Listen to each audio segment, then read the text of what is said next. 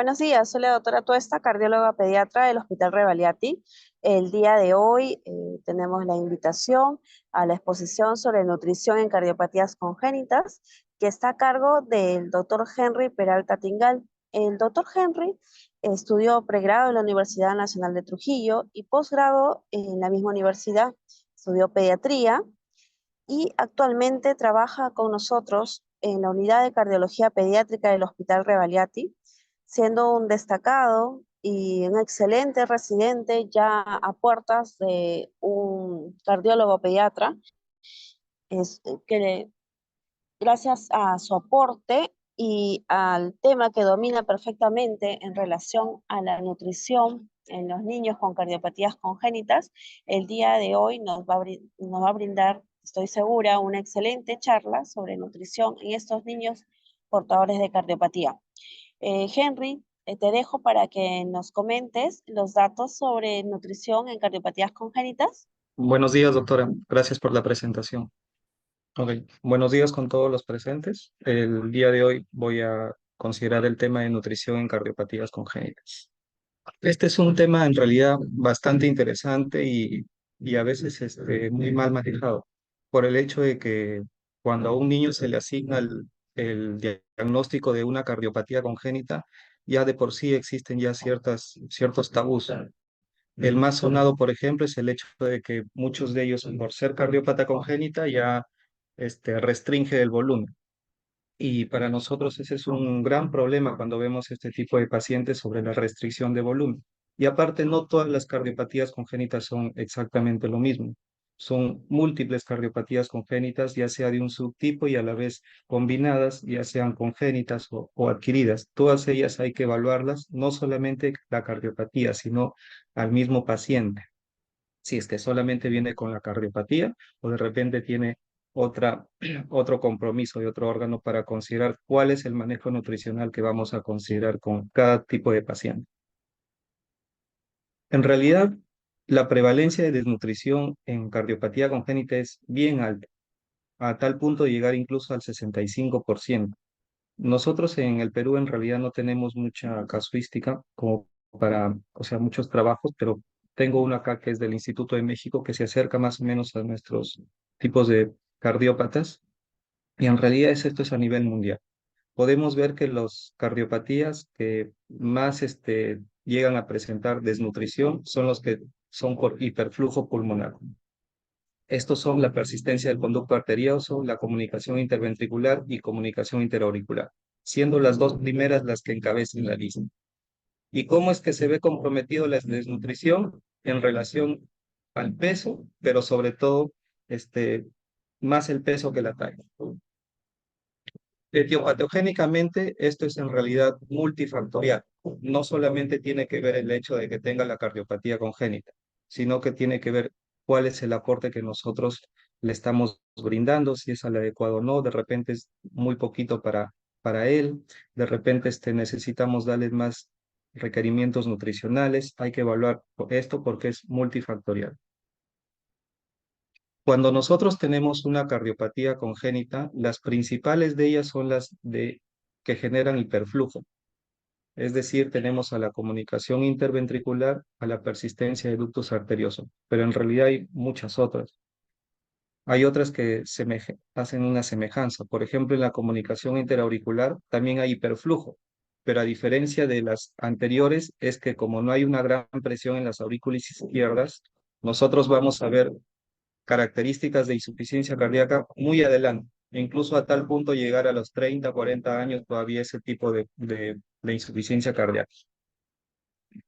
Como por ejemplo nosotros tenemos acá en esta comunicación interventricular, debido a que el ventrículo izquierdo tiene mayor presión que el ventrículo derecho, entonces va a haber un flujo excesivo por esta comunicación interventricular.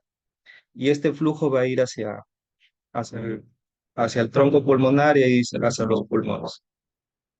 Si nosotros tenemos más flujo de lo normal a nivel pulmonar, entonces esto va a generar una congestión.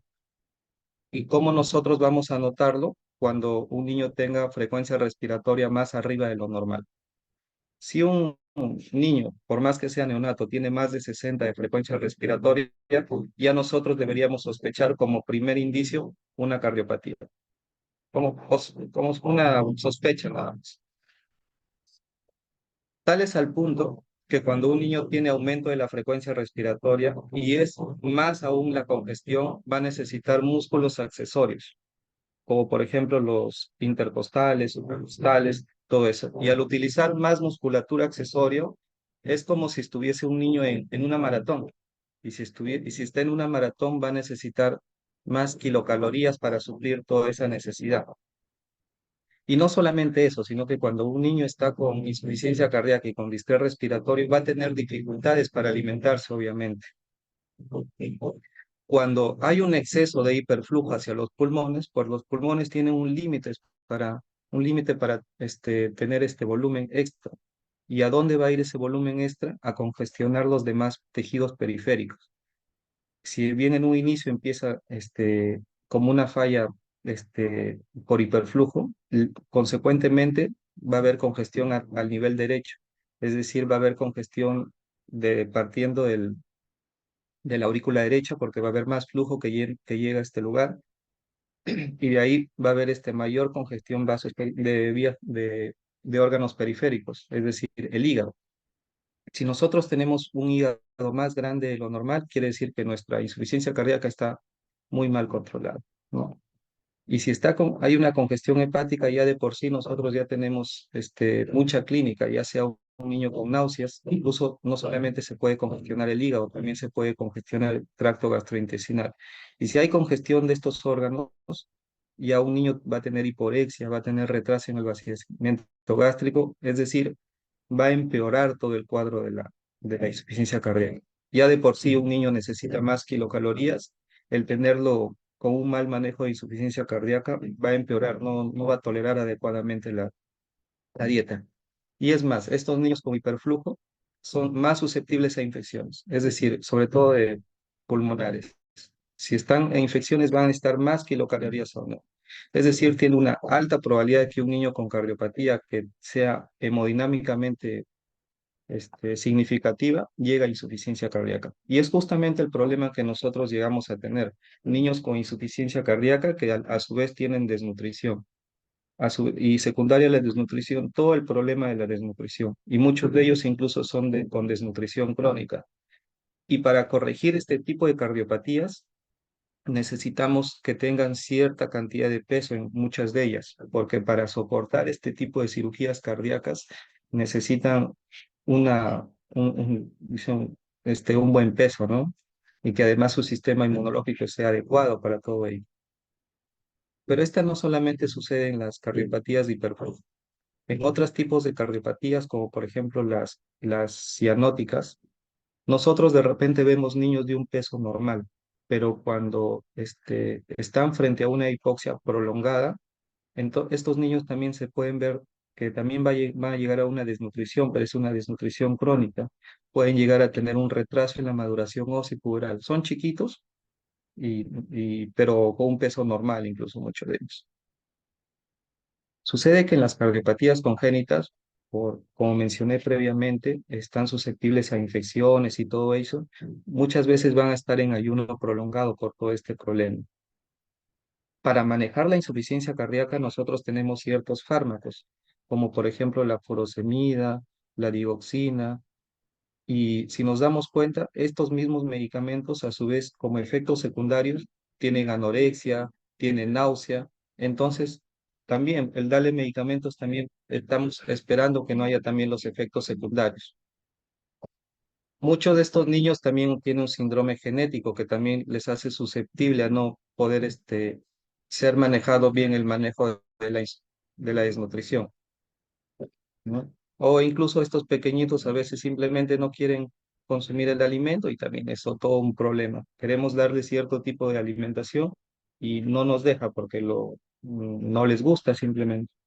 Entonces, para nosotros evaluar la cardiopatía congénita y su desnutrición, primero tenemos que enfocarnos a saber si este niño está desnutrido o no está desnutrido. Para eso tenemos que evaluar el estado nutricional. Segundo, tenemos que definir cuál es el tipo de cardiopatía congénita frente a la que nosotros estamos tratando. Y tercero, ver el estado hemodinámico. Porque nosotros podemos tener un tipo de cardiopatía, por ejemplo, una comunicación interventricular, que es lo más común. Si es grande el defecto, sí va a generar mucha repercusión hemodinámica. Pero si el defecto es pequeñito, probablemente no genere prácticamente nada de repercusión hemodinámica y obviamente es como si tuviésemos un niño que con un defecto pequeño ni lo va a sentir, no va a tener molestias, no va a tener signos de insuficiencia cardíaca congestiva. Entonces, no hay que catalogar a un paciente con el diagnóstico, sino que hay que analizar frente a qué tipo de cardiopatía y frente a qué tipo de paciente estamos considerando.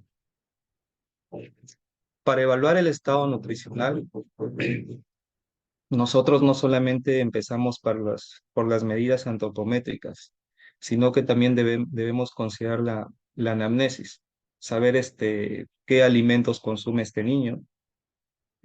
Hay muchos niños que están acostumbrados de repente a la leche materna, pero la leche materna no va a suplir las kilocalorías y las necesidades que va a necesitar ese niño, por lo cual tenemos que modificar esas cositas y por eso necesitamos la anamnesis, ver si estos niños no solamente tienen aversión a la alimentación, sino de repente niños que vomitan o niños que tienen algún otro problema gastrointestinal y no solamente pensar en que la cardiopatía sea el problema. Entonces empezamos con las medidas antropométricas después de una anamnesis. Para eso nosotros que tenemos que considerar el tipo de desnutrición.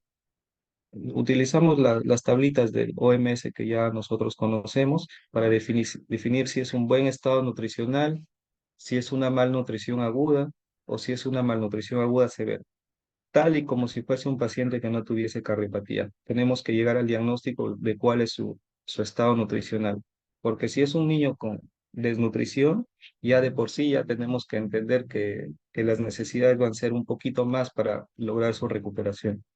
Lo siguiente es encontrar las necesidades energéticas calculadas. Existen varias fórmulas, ya sea para la edad o para el sexo y si realizan algún tipo de actividad física, si tienen mucha actividad, si son activos, si son sedentarios. Hay bastantes fórmulas que nos permiten llegar a cuáles son las necesidades energéticas calculadas. Si nosotros queremos un resumen, más o menos a grosso modo, en los niños que tienen menos de 3 años de edad, estas son las necesidades energéticas calculadas con solamente tener un factor. Por ejemplo, si tenemos un paciente entre 4 y 35 meses, que son la mayoría de nuestros pacientes, podemos ver que va a necesitar más o menos 82 kilocalorías por kilo día. Pero más o menos voy adelantando que hay pacientes que tienen una cardiopatía con bastante repercusión hemodinámica y a la vez con desnutrición aguda, que incluso van a llegar hasta 150 kilocalorías kilo día en un niño de 4 a 35 meses. Y esto hay que analizarlo por la edad, porque si son más pequeñitos, sus necesidades energéticas van a ser mayor por la edad que tienen. Cuando tienen más edad, incluso esto se puede ver que las necesidades energéticas van disminuyendo en relación a la edad que presentan. Y en ellos tenemos que considerar si están activos, si están sedentarios, para ver cuáles son las necesidades energéticas calóricas que van a necesitar. Una vez que ya nosotros tenemos el diagnóstico del estado nutricional, ya sea desnutrido agudo o severo, pasamos a ver cuál es el tipo de cardiopatía.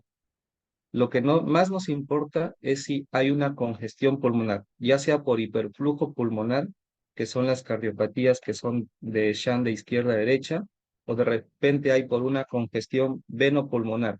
Hay unas cardiopatías como son las que obstructivas del lado izquierdo del corazón, es decir, estenosis mitral, estenosis aórtica, coartación de aorta, obstrucción de las venas pulmonares, que cuando el flujo no llega adecuadamente a las cavidades de las izquierdas, entonces el flujo va a congestionar esos pulmones. Y no necesariamente hay un hiperflujo, sino es una congestión venopulmonar.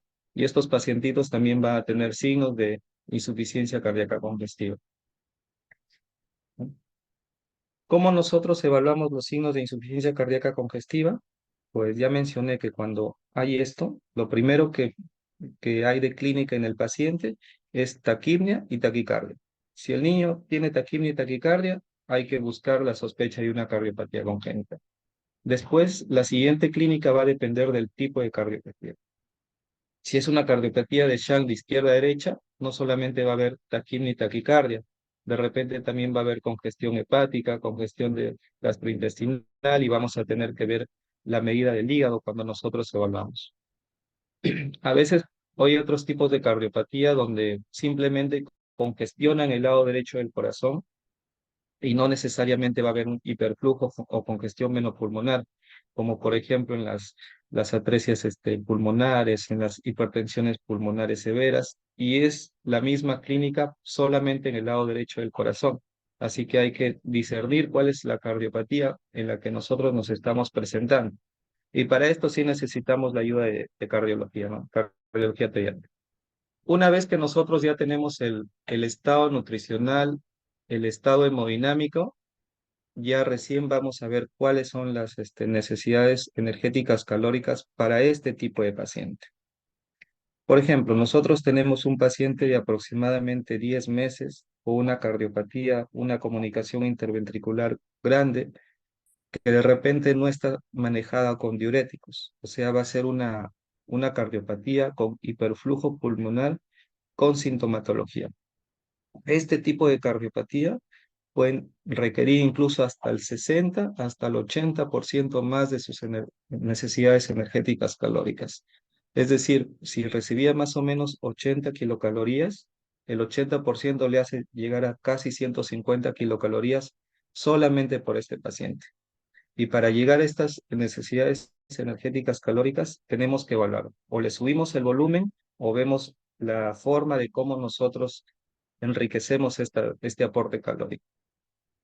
Pero si nosotros, por ejemplo, tenemos una cardiopatía pequeña, una comunicación interventricular en un paciente con un buen estado nutricional y de repente no le da ningún tipo de sintomatología ni perflujo pulmonar, pues simplemente decimos que hay que darle la cantidad normal que le corresponde.